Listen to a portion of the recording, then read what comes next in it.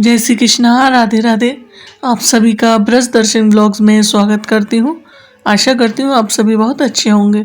मित्रों, क्या आप जानते हैं एक ऐसे व्रत के बारे में जिसकी कथा सुनने से भी संतान सुख की प्राप्ति होती है। आज सुनिए पुत्रदा एकादशी व्रत की चमत्कारी कथा और वीडियो में अंत तक बने रहिए। आइए सभी प्रसन्न चित्त मन के साथ कथा सुनते हैं। महाराज युधिष्ठिर ने पूछा, हे भगवान, आपने सफला एकादशी का महात्म बताकर बड़ी कृपा की।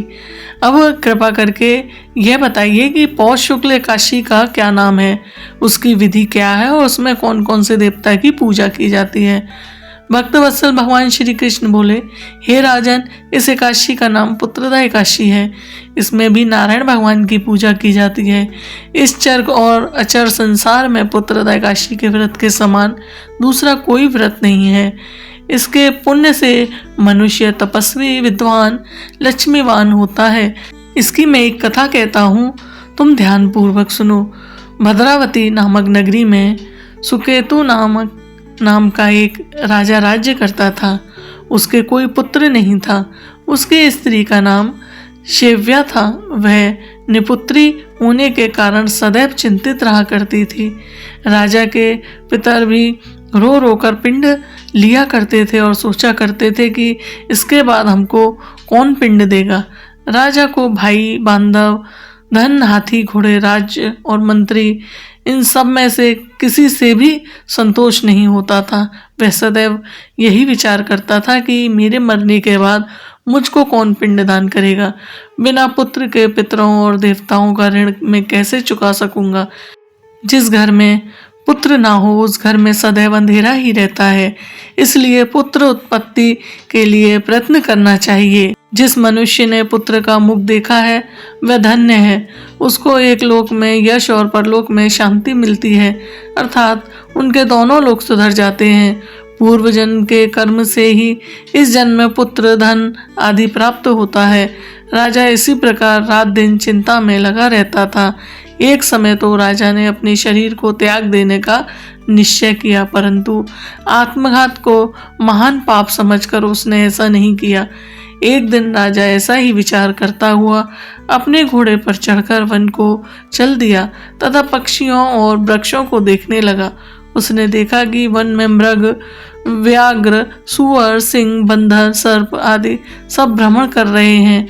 हाथी अपने बच्चों और हथिनियों के बीच घूम रहा है। इस वन में कहीं तो गीदड़ अपने कर्कश स्वर में बोल रहे हैं, कहीं उल्लू ध्वनि कर रहे हैं। वन के दृश्यों को देखकर राजा सोच विचार में पड़ गया। इसी प्रकार आधा दिन बीत गया। वह सोचने लगा कि मैंने कई यज्ञ किए, ब्राह्मणों को स्वादिष्ट भोजन से तृप्त किया, फिर भी मुझको दुख प्राप्त क्यों। राजा प्यास के मारे अत्यंत दुखी हो गया और पानी की तलाश में इधर उधर फिरने लगा। थोड़ी दूर पर राजा ने एक सरोवर देखा। उस सरोवर में कमल खिले थे तथा सारस, हंस, मगरमच्छ आदि विहार कर रहे थे।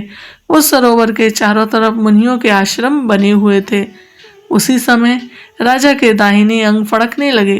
राजा शुभ अशुभ और समझकर घोड़ों से उतरकर मुनियों को दंडवत प्रणाम करने बैठ गया। राजा को देखकर मुनियों ने कहा, हे राजन, हम तुमसे अत्यंत प्रसन्न हैं।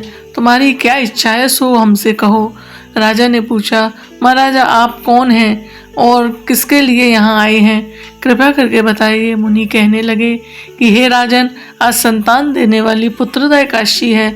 हम लोग विश्वदेव हैं और इस सरोवर में स्नान करने के लिए आए हैं। यह सुनकर राजा कहने लगा कि महाराज, मेरे भी कोई संतान नहीं है। यदि आप मुझ पर प्रसन्न हैं तो एक पुत्र का वरदान दीजिए। मुनि बोले, हे राजन, आज पुत्रदा एकादशी है, आप अवश्य ही इसका व्रत करें। भगवान की कृपा से अवश्य ही आपके घर में पुत्र होगा। मुनि के वचनों को सुनकर राजा ने उसी दिन एकादशी का व्रत किया और द्वादशी को उसका पारण किया। इसके पश्चात मुनियों को प्रणाम करके महल में वापस आ गया। कुछ समय बीतने के बाद रानी ने गर्भ धारण किया और 9 महीने के पश्चात उसके एक पुत्र हुआ। वह राजकुमार अत्यंत शूरवीर, यशस्वी और प्रजापालक हुआ। श्री कृष्ण बोले, हे राजन, पुत्र की प्राप्ति के लिए पुत्रदा एकादशी का व्रत अवश्य करना चाहिए।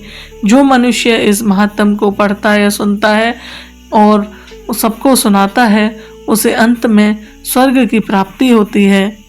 मित्रों, पुत्रदा एकादशी की यह पावन कथा भगवान श्री हरि विष्णु की असीम कृपा प्राप्त करने का प्रतीक है। जो भी श्रद्धा से इस व्रत को करता है उसके जीवन में संतान सुख अवश्य आता है।